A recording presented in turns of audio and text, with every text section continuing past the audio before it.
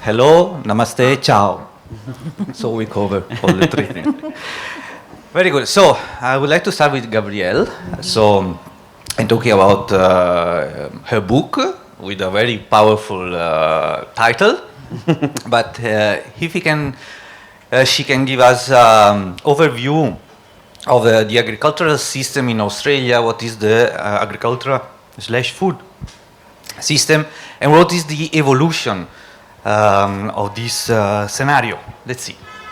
Okay, so basically I grew up in Sydney, Australia. I had nothing to do with farming. I had no connections to farmers at all until I met and fell in love with a farmer. And I guess as someone who was involved in the media, I was very interested in how this farming system worked. And Australia has had a lot of change in farming over the last 40 years in the time since I have been a journalist. The financial system has been deregulated. Australia's very regulated farming system has been pulled apart in the name of competition, and that has created changes in the farming system that have made businesses more efficient in market terms. It's also got rid of a lot of the smaller farmers out of the system. And so after 40 years of deregulation, I thought it was worth looking at the farming system again, because I think in the West particularly there is this view that we have this kind of food production system thing sorted, and we don't need to worry about it anymore. Farming is a very small part of Australia's employment system. Agriculture only provides jobs for about 2% of the population.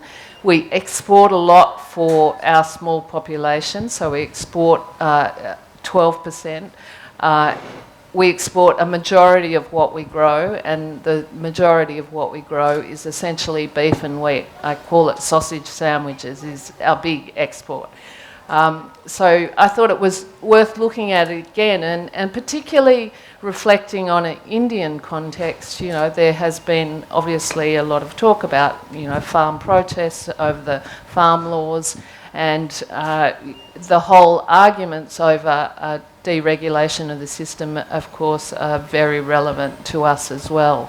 I think the other thing, the other reason that farming is very interesting in the current context is also in the context of climate change.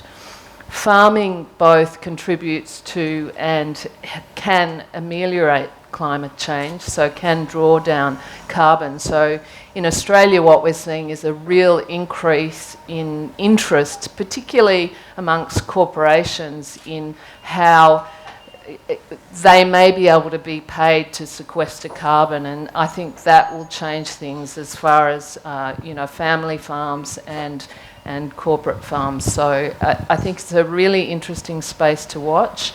And I think that's happening around the world. There's also lots of problems with labour shortages. So farming connects to everything, and obviously connects to the eater at the end of the food chain. So that's what makes it still important to talk about. Good. You are saying that the policy, the government wants to make the food system more efficient. What is not working? What is the issue according to you? Well, I think the efficiency argument, we were told in the 80s and 90s, particularly in Australia, that you know, the deregulation of the financial system would create more competition. But what I've noticed in farming is actually the competition has decreased, in the sense that the number of farmers, the number of farm businesses has decreased. In Australia we have an oligopoly in the food system, so there are two main supermarkets where most people shop, so there's only, you know, limited places to get your food from, so that affects the consumer, but it also affects the farmer, because the bargaining power of a big supermarket compared to a smaller farmer is obviously not the same. But in economic terms, we say, oh, well, they're two individuals that are just negotiating this contract. Well, obviously, anyone can see that the power balance is not the same in that equation. And so I think that the need for cheap food, because obviously a big portion of the population, particularly here, can't afford food, there is this imperative for someone else to pay. So either that's the farm worker, the environment, the farmer. Someone has to pay along the system for the cost of producing food. Interesting. And in this approach that you use also this term, get bigger or get out, no? This has a lot of consequences, no? For example, on the rural life or rural civilization, let's say, a rural society, rural communities, what is happening there in Australia about this change of scenario? So we're seeing some my town, for example, is like a small village. It's 2,000 people. And so populations in many of the smaller villages and towns are decreasing, but we're seeing an increase in population or centralisation into bigger regional towns. Probably for the last 40 years there has been a flow of population back to the cities because, you know, the farm sizes are increasing, there's not as many families on the land, and so they're moving into the cities. That has briefly shifted in the last 2 years of pandemic because people who were in lockdown in the cities are thinking, oh, I need this space, I don't want to be locked in an apartment. So there is a bit of a shift back that we're calling a bit of a tree change. They want a sea change or tree change to change their lives, and that is changing the dynamic. But we don't know how that story ends yet because, you know, we're obviously still in this sort of semi-pandemic system. Sort of limbo now. Yeah, yeah. Yes, depopulation or rural area is a big problem. Exactly what's happening all over the world. I guess even in India is a big problem. Your village is 2,000 people. My village in a rural area in Italy is 1,000 people, but like just 10 years ago it was 2,000 people. So we are half. And this means the communities, the life of the communities gets affected. Schools, they are disappearing, yes, because also this is going to be a problem. Whatever the economic activities are changing a lot. If I can add some personal story, my grandfather was a farmer. So my father, when he was talking about when he was a child, this farm of my grandfather were 3 brothers. This farmer was providing for 3 families. And my father said that he was looking after pigs or chickens, a big vegetables garden, then a lot of different crops, I mean, wheat, corn, pears, and my grandfather used to make also wine, undrinkable wine, only it was terrible, said my father, but for auto-consumption. When I was a child, I used to visit the farm of my grandfather. Everything was disappeared, was only growing pears. So this is was changing from diversification to standardization, pushed by the market, of course. But this, it doesn't make the agricultural system more fragile to the fluctuation of the market and crises like COVID. Can you add something about that? Because also you talk a lot about these 2 years of pandemic that they screwed a lot of agricultural system, no? Yeah, so I think with globalization, we assumed that these supply chains would always be robust, and the idea of just-in-time supply chains where you only hold the stock that you need for the next couple of days, so you're not taking up warehouse space. That's the system that a lot of the food retailers have worked on. And what we saw with pandemic in Australia and elsewhere around the world is this rush to stock up on food for their homes, and so there wasn't enough food available on the shelves. And I think... And toilet paper. And toilet paper. and I don't know who was the one who said this quote, but it's a great quote, and that is, you know, we're only 9 meals away, civilization is only 9 meals away from anarchy. And that idea that people forget how intrinsic and essential food is. They see it as just another commodity, whereas it's a basic system. And the problem that you mentioned with specialisation, that has been pushed as a way of increasing efficiency, increasing yield, because if you're only growing pears, if you're not fiddling around with wine or eggs or any other products, then you're going to be the best pear grower you're going to be. But if that pear market shifts and you can't get it, or your contract falls through with a major supermarket, then you're in trouble because you're only growing pears. And we've seen that in Australia, for example, in the poultry market, in the chicken market, because there's only 1 or 2 buyers of chicken in Australia. And so the people who have relied all of their production system on chickens are suddenly told, oh, well, you haven't got a contract anymore.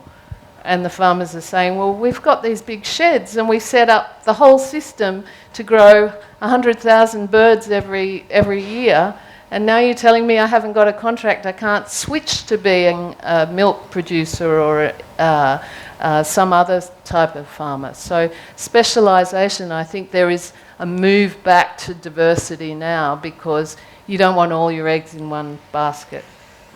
Yeah, it's a dangerous bet. Yeah. Okay. So, thank you. We see that efficiency is a gray area, let's say. It's efficient only for some people, some side, and some situation.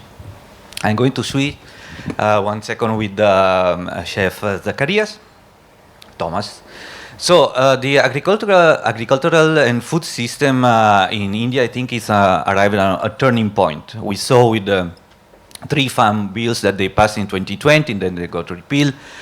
But we are here, I think the policy and the government wants to go on this side with the free market and stop, of course, according to now government anyway, it's quite common thought that the food system and the agricultural system now is not very efficient, but switching from government intervention, subsidies and everything, a total free market. But I guess there's also, there could be a middle way. As the Latin says, in media stat virtus, in the middle way there's the virtue. We cannot see from one side to the other side. Also, in my opinion, when they talk about reform of the agricultural system, it's more than a revolution. It's a big change.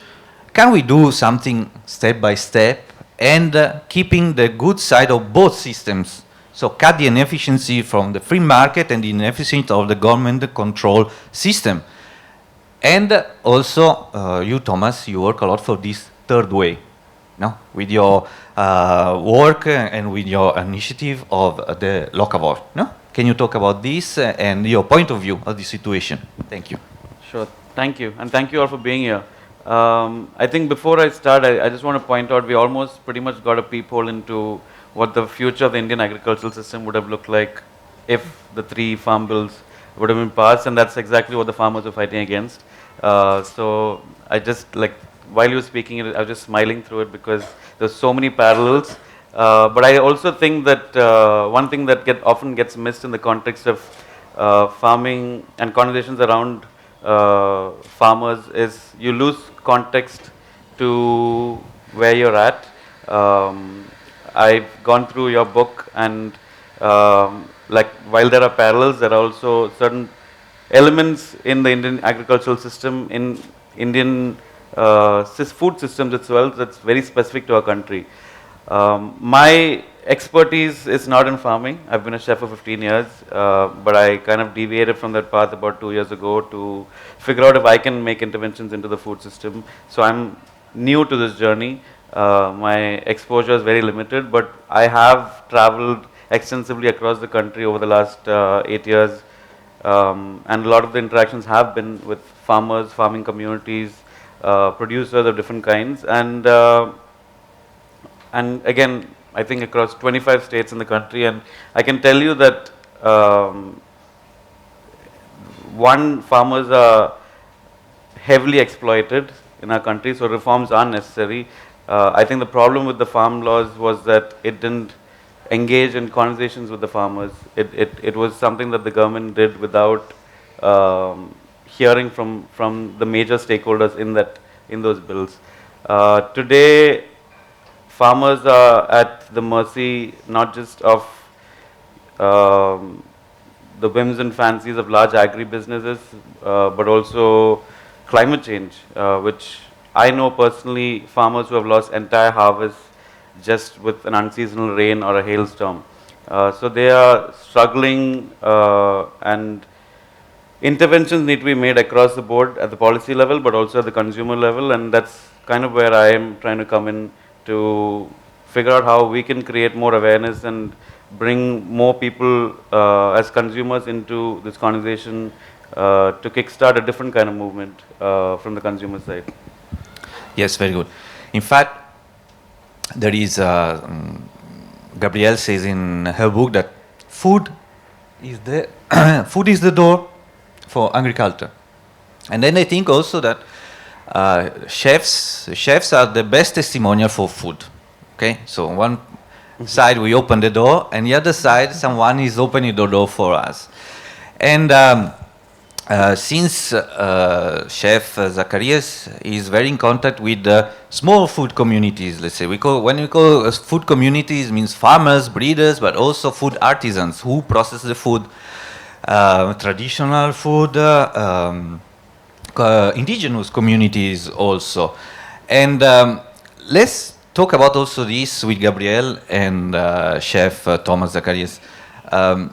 The small farmers or the family farms, they, in my opinion, they give much more environmental services than the big scale farms and the big scale production. And also, they take care of the rural communities, because in the family farms or the small scale production farms, there's passion, there's legacy, and they take care of the soil, of the resources, because it's personal matter, it's the livelihoods is there, how to think about the next generation. Something that the centralized and huge food system probably is not doing and will never do. What is your point of view about this? Yeah, I mean, obviously I'm involved in a family farm, so I have a soft spot for family farms, so I should point out I'm biased to begin with. But I think the thing that worries me, and I watch the debates very closely, is that the corporate farm has to create a return. They have to create a return for their shareholder. That's their reason for being. And so what I've seen happening in Australia, for example, is, you get a big corporate farm that will say, we're in this for the long haul, we are going to help the environment and all of this sort of thing. And then when the investment fund runs out or they want to flip it to take advantage, then they move on and everything changes again. So I think that family farmers have... they're not perfect. There are a lot of bad family farmers, obviously, that don't look after the environment, but I think the legacy that they want to leave is obviously there if they want to hand on to children. The other thing that is changing things, I think, in Australia is actually climate change, and not just the physical weather systems, but also this demand to buy carbon credits. So the carbon market is changing things a lot, and that's why a lot of global companies, investment companies, are looking at Australia, because they have scale, they have big farms already, and so already there's a market for things called environmental services. So we're commodifying environmental services, and you can sell your credits, lock up a piece of land, grow trees on it, or try and increase soil carbon, and then you can sell that on the market. And so the financial services industry is watching very closely and already involved in these things. Now, in theory, that could create, you know, an opportunity for farmers to improve their environments and sell the benefits. But having watched markets for a long time, I'm a bit worried that, you know, these things will be commodified, and for the average farmer at the end of the day, who's got the time after farming to sit down and work out how to hedge your carbon, how to buy carbon credits, how to make sure that you're delivering returns, you're signing contracts for 25, 30 years into the future. And so it's really making farms very complex businesses to run. And I think that is going to create some problems in the future. And we are losing contacts also with the Yep. real work Yeah, that we have to of do. farming, yeah. If you start a steak on the market and selling, I don't know, say 3 cubes of carbon gas and thing, it's becoming very artificial, I think. And of course, as you said, corporate is, the key word of corporate is profit. And if they don't do profit, they're very fast to shift to another business, while the family farming struggles to keep on doing. I think they're more involved, and it makes, I think, the system more solid in this way and less affected by the market, let's say. And talking about this sustainability and protecting the landscape, the resources, you work a lot in this with these food communities. Can you give us your point of view and some even example of how this the food production? We have to remember that agriculture is the most polluting human activities in the world. Producing food is very polluting. We always think agriculture. When we think about pollution, we think about industry, mining, etc. No, it's agriculture with the involving of machineries, fertilizing, chemicals, etc., and exploiting the resources, water, soil, etc. So the challenge also in this world of climate change is to protect the planet. And these people, they have a very low impact, and with the regeneration of the soil, etc. Can you talk about this? Sure. I think one of the statistics that gets thrown around a lot is that over 87% of farmland or farmers in India are smallholder farmers with less than 2 hectares of land, and or was it 2 acres of land? And I think what we have to recognize is that while traditionally indigenous farmers in India were farmers who cared for the land, cared for the environment, their practices were more environmentally sound and ecologically more conscious. There was a shift when the whole green revolution happened, and there was certain and today farmers are at the mercy of, say, subsidies. You have even pesticides and fertilizer companies which are subsidized today. So it's not entirely at the hands of these farmers who are at suffering from deep holes in their healthcare, in their education, in their livelihoods. So, I mean, I partly agree with Gabrielle about the fact that, I mean, just because you're a smallholder farmer today doesn't mean that you're a conscious, responsible farmer. But with that being said, there is an opportunity through those communities, like you said, and I've come across a lot of farmer producer organizations, NGOs who are doing a lot of incredible work in working with farmers in trying to convince them to switch over to better practices. We've traditionally had homestead farms where instead of monocrops, they've had multiple different crops which have sustained the family of farmers to start with. I mean, I'm sure most of you know, but most farmers eat very poorly. Their nutrition is severely depleted. I've heard of stories where farmers sell rice, like higher quality rice, but the rice that they eat is like cost 2 rupees per kilo, and it's really poor quality rice. So a lot of that is, I mean, across the board, there are really severe injustices to the farming communities which needs addressing immediately. I mean, the intervention that I'm looking to make is by engaging with a lot of these organizations that are working at the grassroots level across the country to make those changes. Yes, okay. Another question for you. I would like now to challenge you a little bit. So, yes, absolutely, we have to get closer to the farm system as consumers, let's say, living in urban areas and etc.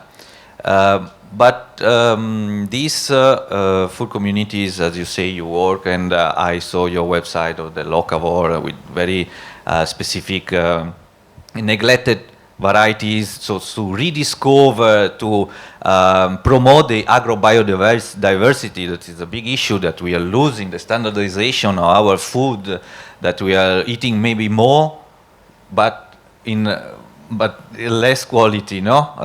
More quantity, but less quality. Yeah. And of course, the struggle of the farmers, in my opinion, all over the world, we are paying not enough for the farmers. The approach has been very wrong, in my opinion, because we always push the farmer to lower the cost of production, while we should increase the price. They want more money, they don't want to spend less. They want more money for what they produce. And especially, in my opinion, in the Western world, not in India, but at least in the Western world, food is too cheap, in my opinion. People generally, they react like it's a scandal, what I'm saying, or what other people that they say, I didn't invent this concept, of course, but other people more intelligent than me, they said that. Because if we see, for example, in US, they spend 17% of their salary on food. I think it's less, actually. It could be less. I think in Australia it's 10%. 10% of our income on food. On income. And I think America is 11%. 11%. Yeah. Okay, so we are very below. I think Europe is 17%. Anyway, and they say, no, but if you increase the food, people, they're going to starve, they're going to not afford, they can't afford more expensive food. But at the end, if you talk about the percentage at this point, 11%, 10%, 17%, it means that there's something else that is draining your salary, your money, you're spending somewhere else. I mean, maybe petrol, transports, education, or other things, facilities, bill, electricity, etc. So, in the Western country, I think we should change our point of view about this, about food, and we should pay more. Of course, in India is another story. Maybe in urbanized areas, maybe some social level, we don't spend enough for food, but in another way, we are in a different completely scenario. But I was asking you, what this revival of traditional varieties, traditional breed, etc., are we talking about a niche area, too expensive for normal people, let's say, and so at the end, challenging you? This traditional knowledge, all these traditional practices, indigenous also, that we know very well because we collaborate with similar things, will be able to feed the world? That's again a very strong argument against the whole movement to change our practices around in the farms. But before I answer that question, I want to highlight something about the whole sustainable food movement, especially in India, is that today, when you think about eating better, you think about words like organic and natural, which get thrown around a lot. It's mostly greenwashing. I've heard from multiple people I've interacted with within the farming system that it's mostly a sham because it's not regulated. So next time you see an organic label, you cannot be sure it's really organic. Secondly, we often think of sustainability as black and white. So we say, okay, if it's organic, it's good. If it's not organic, it's bad. But that's far from the truth. If it's organic, doesn't mean that the farmer is getting a fair price. No. Doesn't mean for me the funniest elephant in the room is that all our organic food is coming in plastic bags. But I want to ask a question to the audience. Like, when was the last time any of you spent time in a farm, or even visited a farm? Three of you, like maybe at some point in the last few years. So, I think the first problem is that we as consumers are not connected to the food we eat. I'm not saying that we should all be living on a farm, but we're so disconnected from it. We don't know the harsh realities of what happens at the farm level. And somehow we need to make a start there. I think the way I think we should approach it is to look at it on a more holistic level, to say, okay, first let's try and be a little more, bring a little more awareness into the food we eat. Where is it coming from? Who's growing it? Can we figure out ways to bring the farmers closer to the end consumer in unique and in interesting ways, cutting out a lot of those distribution systems in the middle? Can we actually be a little more discerning about the food we eat? You spoke about agro biodiversity. Today, most of us eat, 2 or 3 rice varieties through the course of a year. None of us eat millets, let's be honest. We eat maybe a few. I do this poll when I go to larger groups and I ask people to name vegetables they eat. Usually, it doesn't extend beyond 30. We have hundreds of vegetables just here around Mumbai.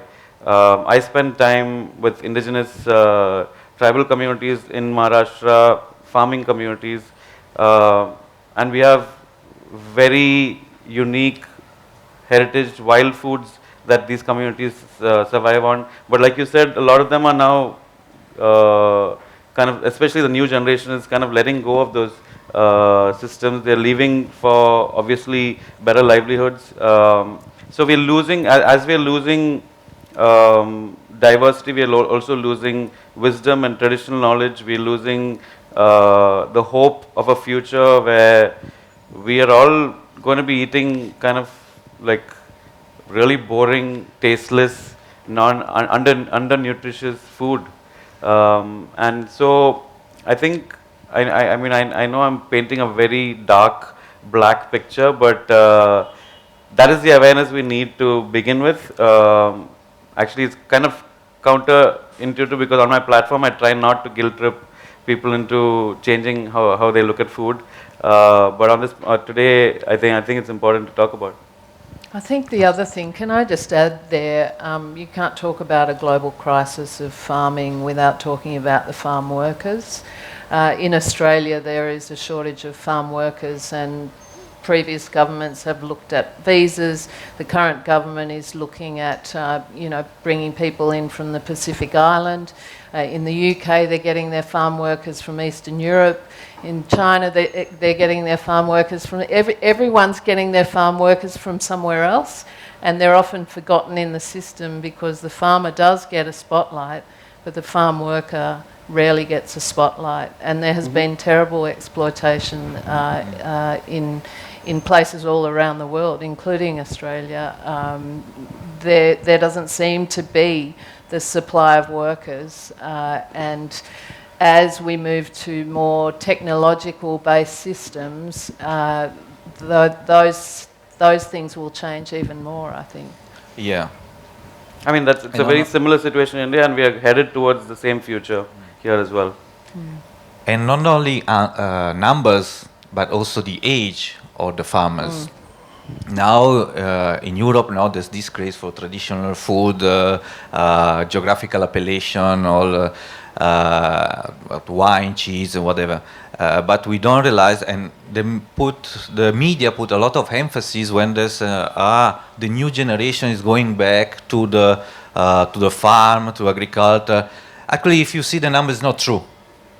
You told me yesterday that 2%, you just said that Yeah, now, also 2%. 2% of the population, the manpower, is employed in agriculture. In Italy, it's the same, it's 4%. It's double, but it's in the numbers is minimum. And this percentage is decreasing. So it doesn't mean that people are approaching again, they're going back to agriculture. There's a sort of emphasis, but if you look the male numbers, it's not like that. And the average age of the farmer in Italy is over 60. So we see a very difficult scenario. Second also, but we need people to work on the field. Immigrants, no? Again, same scenario, very similar. You know, everybody knows Parmigiano Reggiano, no? Okay, everyone. Oh, okay. Parmigiano Reggiano wouldn't exist anymore if it was not Punjabi farmers in Italy.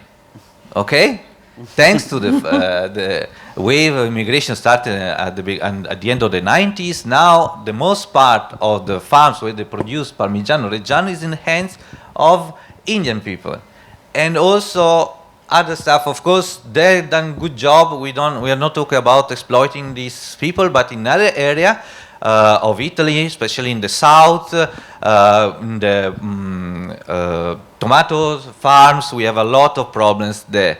So we need people anyway. And then this is the global situation. It's completely the same, but we have also the depopulation also in India itself. I think the population, even the farmers in numbers are a lot in terms of percentage, but this percentage is going down. So we are only 5 minutes now, they told me. So now I look, you see a bit depressed. So I should have brought some food. Both of you has to give us a hope, something, a good news, okay? Because, okay, we have problems, but we couldn't find a sort of solution of sooner or later we go out from this tunnel. What do you think we can do? Of course, consumers, first of all, and what else? Government, because also we think, the government will think instead of us. But also we could be active in this. Absolutely.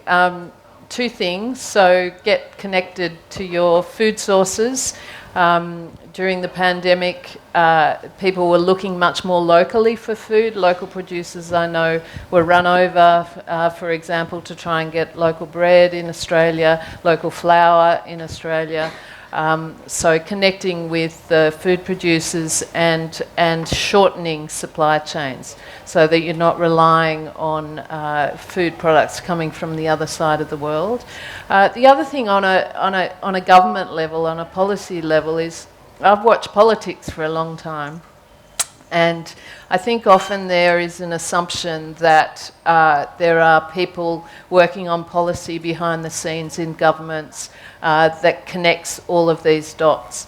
And often because of the cycles of politics, that doesn't happen, or it happens and then a government changes and that policy work is lost. The best examples of policy I've seen in the last, say, decade, particularly in Australia, has come from the outside. That people who care about things actually write the policy and take it to their politicians and say, this is what we need to happen and this is well informed. I've talked to farmers or farm workers or whoever to develop these ideas, and can you please implement them as my representative?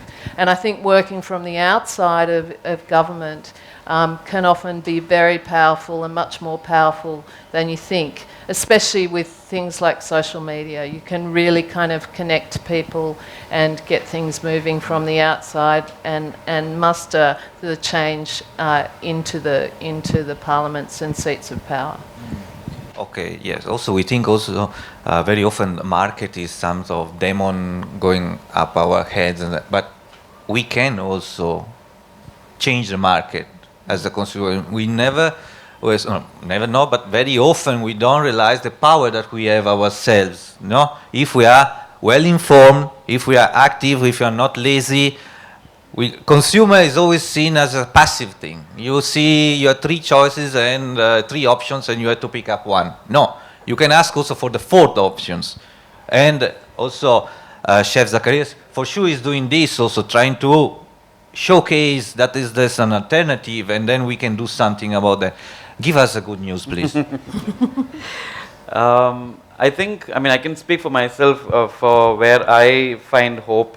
I've now been kind of a bit an innocent bystander to the system for at least 8 years now, and I've seen that there is a movement brewing. I think not just in food, but in a lot of ways, we are at a precipice where there's a revolution happening behind closed doors. In terms of especially today's generation fighting back and wanting to change and fight a lot of these injustices that are happening in different parts of our lives today.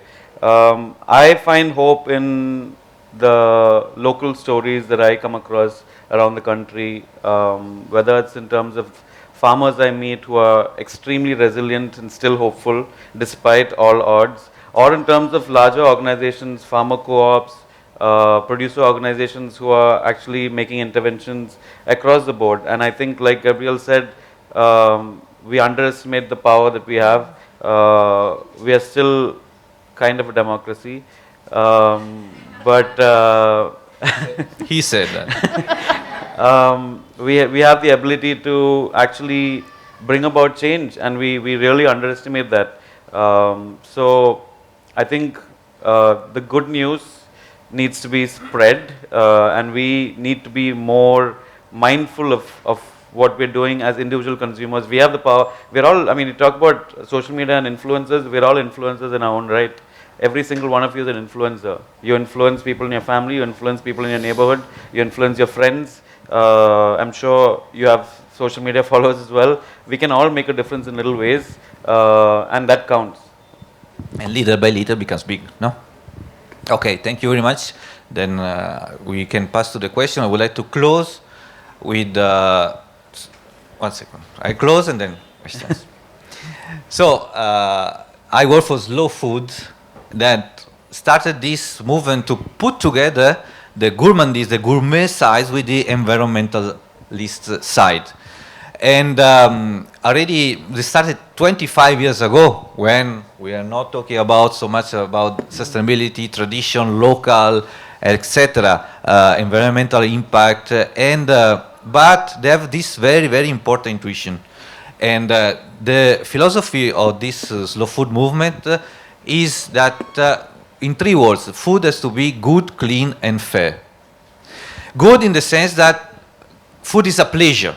Okay, so that, because it doesn't mean that if it's low impact, environmental impact, but it's not good, nobody's gonna buy that. We're not gonna enjoy. Food is a pleasure, first of all, in terms of taste and nutritional values also. Clean, in terms of environmental impact. Okay, doesn't have to have a very strong impact in the environment. And fair, in the sense that the farmers needs the right revenue. This is close the circle of what we are talking about.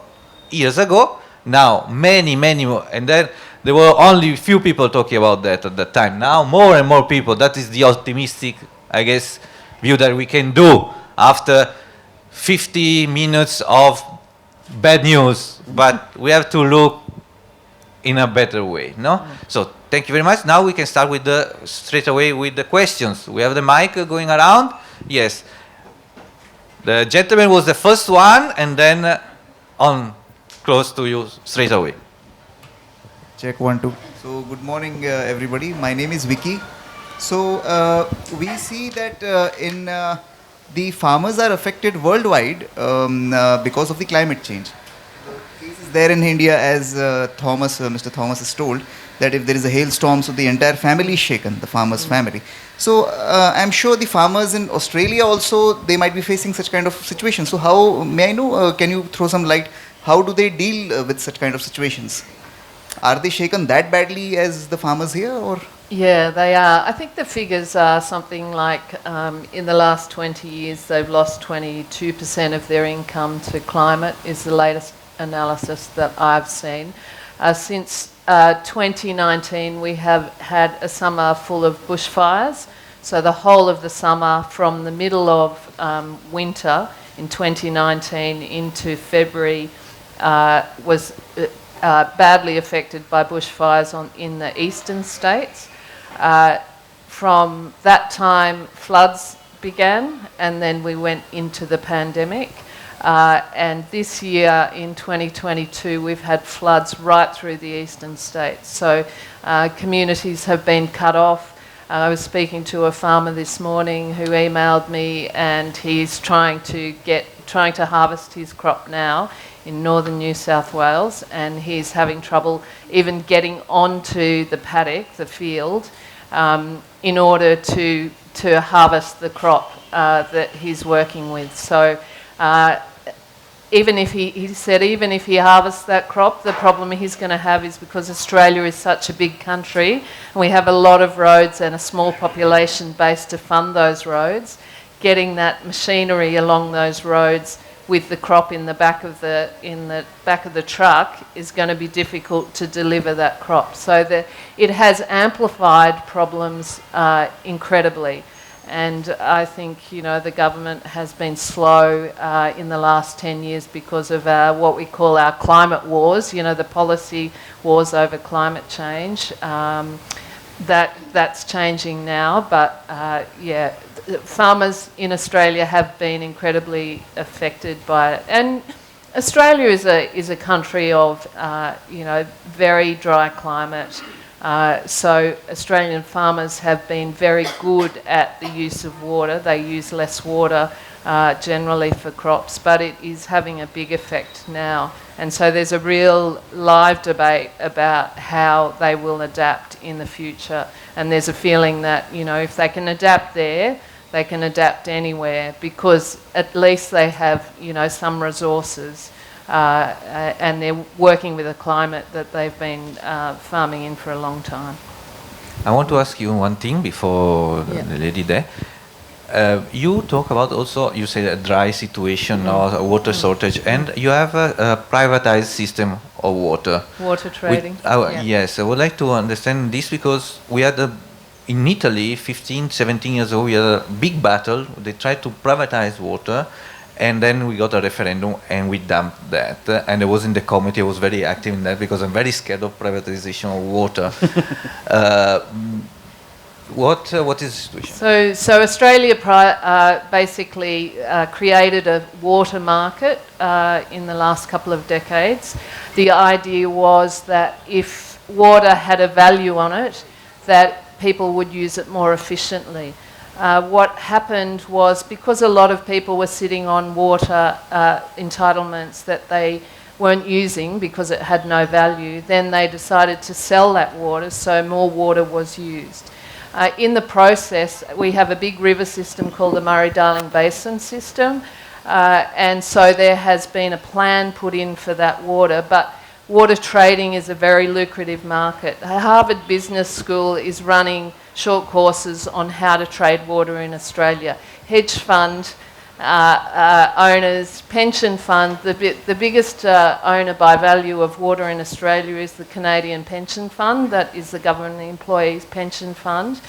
Because in a very dry climate, why wouldn't you own water? It's more valuable than gold in terms of food production. And of course, what happens in a market is when water is short, so as you head into a drought, more people buy water to be able to sell it at a higher rate. And it's caused a lot of controversy in the basin system. Of course, there are a lot of big farmers that own water entitlements, and so they benefit as well from selling and trading that water. But farmers, say along the Murray River in the Murray-Darling Basin system, tell me in years where it's very dry, they can make more money out of trading their water than they can growing food. And I think that's a problem. So if your incentive is to trade your water rather than grow food, then that's a problem for supply. I'd like to mention that food, of course, is all pervasive, but also marketing is all pervasive.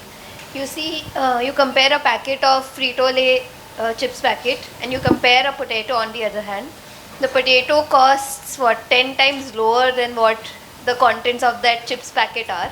But do you think that some kind of marketing can help raw material, or say the farmers, or some kind of marketing for vegetables or fruits can make the entire system much more better, because we'll then know that actually where our food comes from. We know the chips packet comes from a company who spends millions and also exploits farmers.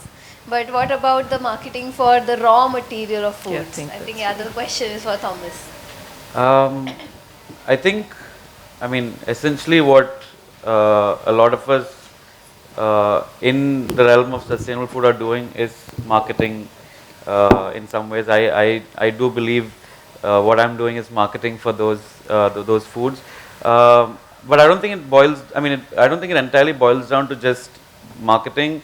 I think also we live in an age of convenience, and we as consumers, if you look at the progression over the last 50, 60 years, everything has shifted because of convenience, whether it's things like refrigeration, which have become more easily accessible, to now 10-minute Swiggy deliveries, right? So we as civilization are now so addicted to the idea of convenience that you don't want to buy the potato and slice it and fry it, because you can get the chips. So it's not entirely about marketing, and I think that's why we need to make individual choices as well, of just taking a little more effort to, and it doesn't need to be all the time. We don't need to, I'm not saying, to use your analogy, I'm not saying stop eating Frito-Lay's chips, but every now and then, look at where the potato is coming from, consciously make an effort to buy that potato and cook it for yourself. I think cooking itself is a very powerful act, which all of us, except for maybe in the first 6 months of the lockdown, haven't had to really do anymore, because we have the convenience of deliveries, we have the convenience of people cooking for us. And I think something that Luca mentioned earlier is, what I believe is, through the power of deliciousness we can change a lot of this, and that can come from outside and can come from within. Yeah, I just add that the industrial food, the industrialized food, once has lazy and not very informed. We can say that. That's another question. My name is Salim Shah. I am a shadow editor with Bandra Times. And the question that I have to ask is that how do we reduce the proliferation of concrete jungles at the cost of land which is used for farming? That's one thing.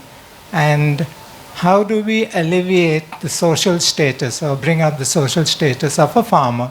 Because if you asked a person to marry a farmer, then they will only see hard work and a lifestyle which is very, very difficult. Or maybe also how the farmer looks like. Also. Yeah, I mean, it's hard for me to talk about the Indian context, and I think the status of farmers may be different in Australia, because they own big assets in Australia. Often we've had a land boom in Australia, so I think that might be a particular Indian context. My father is from Singapore. My grandmother was horrified that I would marry a farmer. Absolutely horrified. She said to my father, Gabrielle's pretty, why can't she marry someone else? So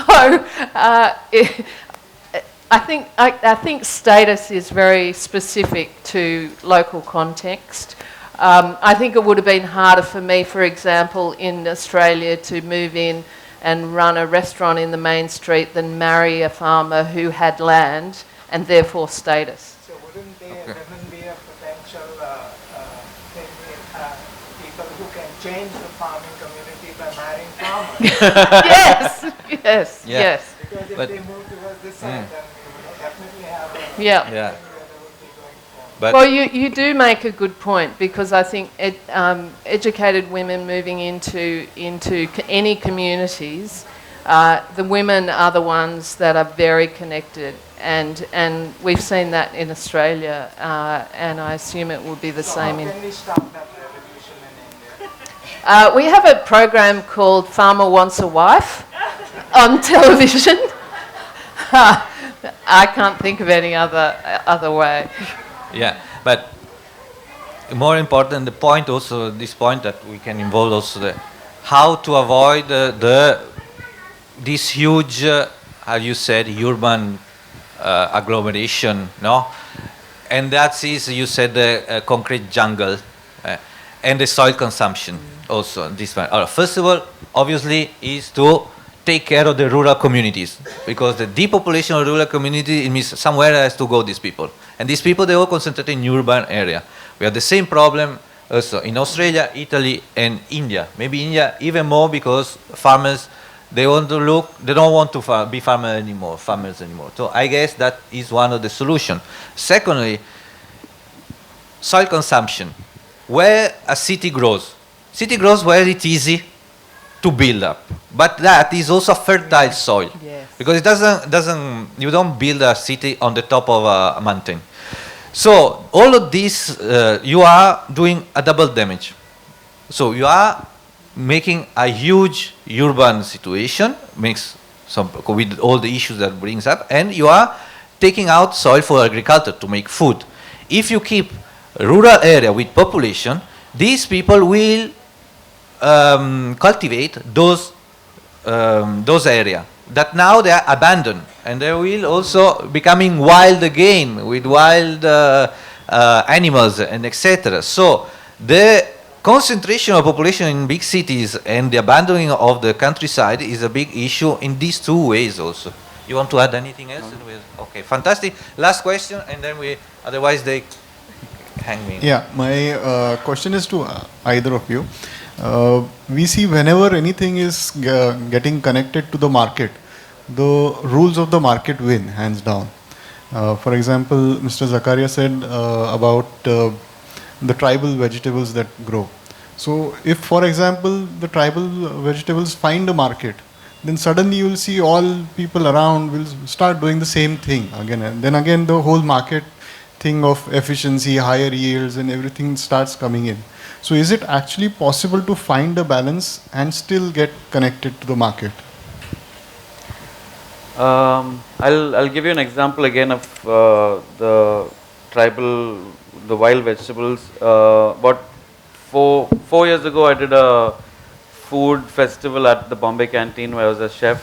It was a wild food festival for 3 months, and we actually wanted to highlight indigenous wild foods from Maharashtra, which again most people in Bombay, even though it grows just wild within a few 100 kilometers, we don't know about. But more so it was to highlight the communities and their kind of heritage. And we put together a menu, highlighted about 25 wild vegetables. It was really successful. A lot of media caught on to it. We made sure that we used only produce that the indigenous communities had in abundance and that was not scarce, and that they'd consume after they'd consumed for themselves. And we were able to bring some revenue to them as well. So in my mind, I thought it was, oh my God, I did a great job. It's a success. We even heard that other villages in neighboring that region had also heard of this, and suddenly tribals in that community were suddenly had a greater sense of pride in the food that they were eating and continuing their foraging culture. What I didn't realize was literally in the months following what we did, there were restaurants and hotels who reached out to them to say, okay, I want truckloads of this vegetable delivered, and I want, it doesn't matter, I'll give you whatever price you want. So there is the challenge and the threat of exploitation, and that's why in the work that I do right now, I take a more I try to take a more responsible approach, and I am more cautious when it comes to some of these indigenous communities in how we approach them. We look at, rather than kind of working with them directly, figuring out what their needs are and working from the inside out. I can't, I know I'm repeating the same thing again, but we just need to be more discerning, more conscious, more responsible as individual consumers before we take any of these steps. Okay, thank you. We are tragically over time, so we have to close here. Thank you very much, Thomas, and thank you very much, Gabrielle. Pleasure.